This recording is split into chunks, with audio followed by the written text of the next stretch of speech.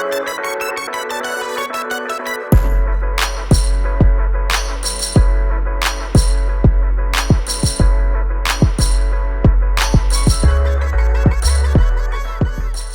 Guys, welcome to my show math stop with Rob. నేను మళ్ళీ ఒక ఫన్నీ DIYతో మీ ముందుకు వచ్చాను. అన్నట్లు నాకు రీసైక్లింగ్ అంటే ఇష్టమని ఓపెన్గా ఒప్పుకుంటున్నాను. సో నేను ఎప్పుడు రీసైకిల్ చేయాలనుకున్నా కొన్ని ఐస్ క్రీమ్ స్టిక్స్ వాడుతూ కొత్తగా డెకరేటివ్ ఫ్రేమ్స్ని తయారు చేసిన ప్రతిసారి అది క్రేజీగానే ఉంటుంది. ఎందుకో తెలుసా? క్రేజీగా ఉండడం నాకు ఇష్టం. అందుకే ట్రై చేసి చూశాను. రిజల్ట్ అద్భుతంగా వచ్చింది. అలాగే దీన్ని చేయడం కూడా చాలా సులభం. ఇంకొన్ని క్షణాల్లో ఆ టెక్నిక్ని నేను మీతో పాటు షేర్ చేసుకోబోతున్నాను. సో రెడీగా ఉండండి. It's time for DIY. Why? Because I love it. మీకు కావాల్సిన వస్తువులు: stencil, ice cream sticks, paint brush, glue gun, wood polish. మీరు ఈ ఫ్రేమ్స్ తయారు చేయడానికి వాడాల్సిన టెక్నిక్ చాలా సింపుల్. మీరు చేయాల్సింది ఏంటంటే ఐస్ క్రీమ్ స్టిక్స్ అన్ని వరుసగా కలపాలి.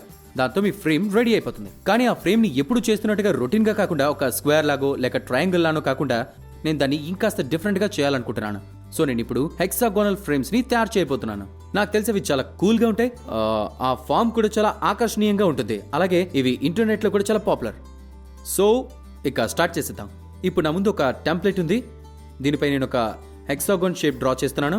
ఇప్పుడు మీరు ఇలాంటి షేప్ డ్రా చేయొచ్చు, లేదా నా ఫేస్బుక్ పేజ్ నుంచి డౌన్లోడ్ చేసుకోవచ్చు. లింక్ కింద డిస్క్రిప్షన్లో ఉంది. ఈ హెక్సాగోన్ షేప్ని ఐస్ క్రీమ్ స్టిక్స్కి అనుగుణంగా డ్రా చేశాను. ముందే కొలతలు తీసుకొని ఈ షేప్ ఇచ్చేసాను నేను. సో మీరు కూడా ఇలాగే చేయొచ్చు. మన ప్రాసెస్ చాలా సింపుల్. మీరు చేయాల్సిందల్లా ఐస్ క్రీమ్ స్టిక్స్ని ఇలా పెట్టడమే. మీరు చూస్తున్నారు కదా నేను ఎలా ప్లేస్ చేస్తున్నానో. వీటన్నిటిని ఈ హెక్సాగోనల్ ఫ్రేమ్ లోపలే పెడుతున్నాను. ఈ స్ట్రక్చర్ స్ట్రాంగ్గా ఉండాలంటే ఐస్ క్రీమ్ స్టిక్స్ని ఇలా ఆల్టర్నేట్గా పెట్టాలని మీరు గుర్తుపెట్టుకోవాలి.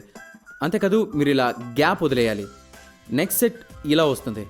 ముందు పెట్టిన మూడింటిని ఓవర్లాప్ చేస్తూ ఇలా హెక్సాగోనల్ షేప్ పూర్తవుతుంది. మీరు చేయాల్సిందల్లా కార్నర్స్ని అతికించడమే.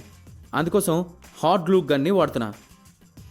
ఐస్ క్రీమ్ స్టిక్స్ని వాటి స్థానాల్లో పెట్టి నెమ్మదిగా ఇలా ఈ విధంగా ప్రెస్ చేయాలి. అలా స్టిక్స్ వాటి స్థానాల్లో ఉంటాయి. మీరు వాటిని ఆల్టర్నేటివ్గా పెట్టాలన్న విషయం మాత్రం ఎప్పటికీ మర్చిపోవద్దు. ఈ సెకండ్ లేయర్ పూర్తయిన తర్వాత నేను దీన్ని వదిలేసి వేరే దానిపై స్టిక్ పెడుతున్నాను.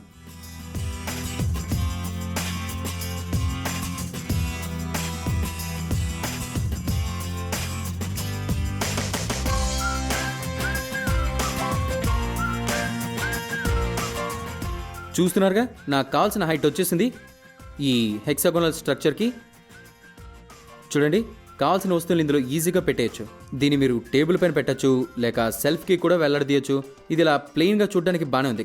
కానీ దీనికి మీరు ఇంకొంచెం డార్కర్ వుడ్ ఫినిష్ని ఇస్తే మరింత బాగుంటుంది. సో ఆ డార్క్ ఫినిష్ ఇవ్వడానికి నేను ఈ వుడ్ పాలిష్ని వాడుతున్నాను. ఇది మీకు ఏ హార్డ్వేర్ స్టోర్లోనైనా దొరుకుతుంది. దీన్ని నేను చాలా డైల్యూట్ చేశాను, ఎందుకంటే ఇది చాలా సులభంగా వుడ్ని డార్క్గా మార్చేయగలుగుతుంది. అందుకే చాలా తక్కువ మోతాదులో అప్లై చేస్తున్నాను. మీరు వుడ్ పాలిష్ వాడుతున్నప్పుడు బాగా గుర్తుపెట్టుకోండి. మొదటి కోట్ పూర్తయ్యాక వుడ్ ఎంత డార్క్గా కనపడుతుందో ఒకసారి చెక్ చేయాలి. ఆ తర్వాత రెండో కోట్ అప్లై చేయాలి, ఎందుకంటే డ్రై అయిన తర్వాత ముందు కంటే ఇది చాలా డార్క్గా కనపడుతుంది.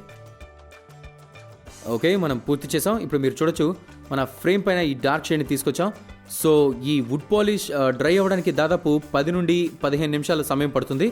సో మనం దీన్ని కాసేపు వదిలేసి తర్వాత ఎలా కనపడుతుందో చూద్దాం. సో మన hexagon ice cream sticks frame ready అయిపోయింది. చూడడానికి చాలా కూల్గా ఉంది. మీరు ఇదే టెక్నిక్ని ఫాలో అవుతూ రకరకాల వేరియేషన్స్ని ట్రై చేయొచ్చు. అందులో ఒకటి మీరు ఇక్కడ చూడొచ్చు. నేను సేమ్ హెక్సాగోన్ ఫామ్ని వాడాను. ఇందులో 3 వాడాను. కానీ ఇక్కడ తేడా ఏంటంటే నేను మిడిల్ పార్ట్ని కనెక్ట్ చేయలేదు, అవుటర్ రింగ్ని మాత్రమే కనెక్ట్ చేశాను. దీనికి ఇలా డిఫరెంట్ షేప్ని ఇవ్వడం కోసం మీరు క్రియేటివ్గా ఆలోచిస్తూ మీ స్టైల్లో మీరు కొత్త వేరియేషన్స్ని తయారు చేయొచ్చు. తర్వాత మీ షెల్ఫ్ని అందంగా మార్చుకోవడానికి వీటన్నిటిని గోడకు వేలాడదీయచ్చు.